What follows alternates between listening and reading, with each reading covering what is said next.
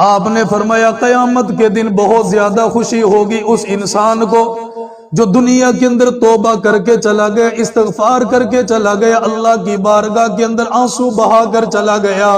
آپ نے فرمایا نامہ اعمال جب سامنے آئے گا، اپنے نامہ اعمال کو دیکھے گا، خوشی کے ساتھ چہرہ چمکنے لگ جائے گا۔ اللہ کے نبی نامہ اعمال کے اندر نماز مل گئی، زکوٰۃ مل گئی، یا حج مل گیا۔ اللہ کے نبی نے فرمایا نہیں یہ اس بندے کا نامہ اعمال ہے جو اپنی آنکھوں کے اندر آنسو لے کر چلا گیا، اپنا رونا اپنے ساتھ لے کر چلا گیا، اپنے گناہوں کی معافی مانگتے مانگتے دنیا سے چلا گیا۔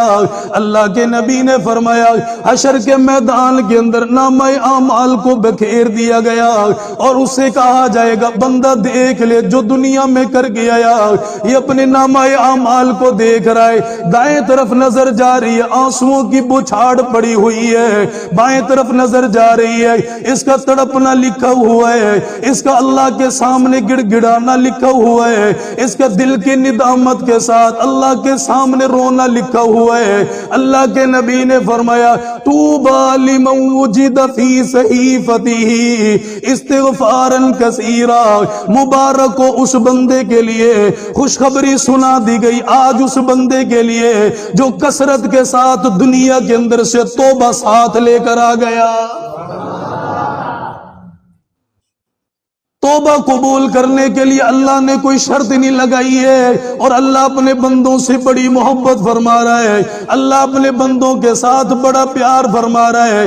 اگر تمہیں عربی سمجھ میں آتی، اللہ کی قسم جان نکل جائے اللہ کیسا کلام کر رہا ہے۔ فرمایا قل یا عبادی الذین اسرفوا علی انفسہم لا تقنطوا من رحمت اللہ۔ اس آیت مبارکہ کی 3 تفسیریں بیان کی گئی ہے۔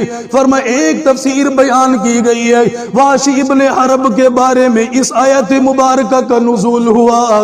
اللہ کے نبی تشریف فرما، آپ نے مکہ کو فتح فرما لیا، صحابہ کرام دائیں بائیں بیٹھے ہوئے، کسی نے جا کر بتا دیا وحشی تیرے گناہ آسمانوں سے زیادہ، تو نے زمین کو گندا کر دیا، تو نے اتنے بڑے بڑے گناہ کیے، شاید کوئی بندہ تجھے سینے کے ساتھ نہ لگائے، شاید کوئی بندہ تیرے ساتھ پیار نہ کرے۔